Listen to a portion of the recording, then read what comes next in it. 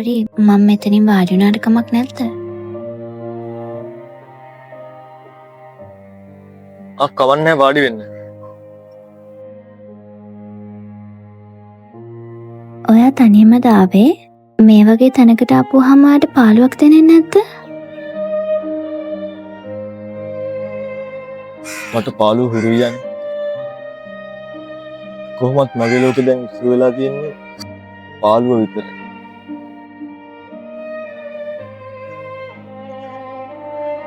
මගේ ඇස් දෙකේ පෙනීම දවසින් දවස නැති වෙලා යනවා.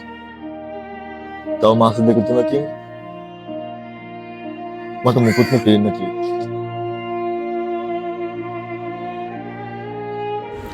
ඇත්තටම ඔයාට ඩොක්ටර්ස්ලා මුකුත් කිව්වේ නැද්ද? මේ වගේ දෙයකට උදව් කරන්න ඔයාට කවුරුත් නැද්ද? හිටියා.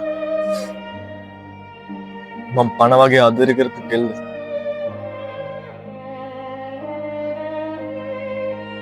අවුරුදු 5ක් අපි එකට හිටියා. හැමදාටම මගේ ඇස් දෙක වෙලා හිටියේ එයා. ඒත් මගේ ඇස් දෙක පේන්නේ නැති වෙන්න ගත්ත විතරයි එයා මාව දාලා ගියා.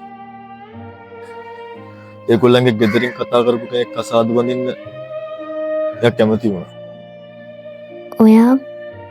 ඔයාට විශ්වාසයිද එයා ඔයාව දාලා ගියේ ඔයාගේ ඇස් පෙනීම නැති වෙන හින්දාමයි කියලා?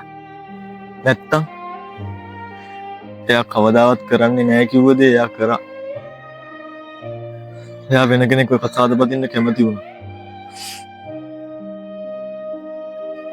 මාව එක දවසින් අමතක කෙරුවා. මට තියෙන එකම දුක මගේ ඇස් දෙක සම්පූර්ණයෙන්ම අන්ධ වෙන්න කලින් මට එක වතාවක් එයාගේ මූණ බලා ගන්න පින නැති වෙච්ච එක.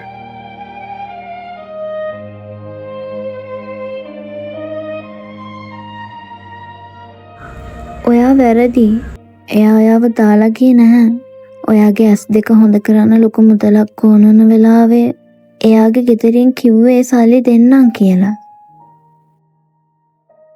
හැබැයි ඒ ගාන දෙනවා කිව්වේ ගෙදරින් හොයලා දෙන කෙනෙක් කසාද බැන්දොත් විතරයි. තමන්ගේ කෙනා සදහටම අන්ධ වෙනවා බලන් ඉන්න බැරි නිසා එයා ඒ තීරණය ගත්තා.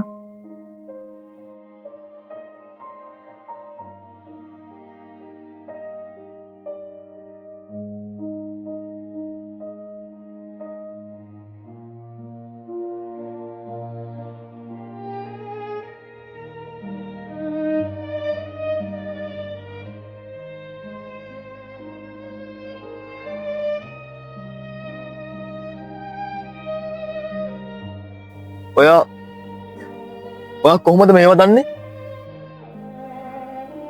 ඔයා කවුද?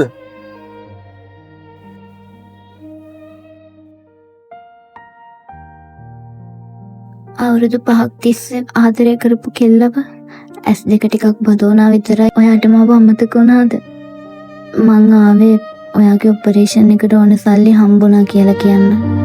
ආයෙ ඔයාව කවදාවත් බලන්න බැරි නිසා අවසාන වතාවට බලන්නයි මං ආවේ.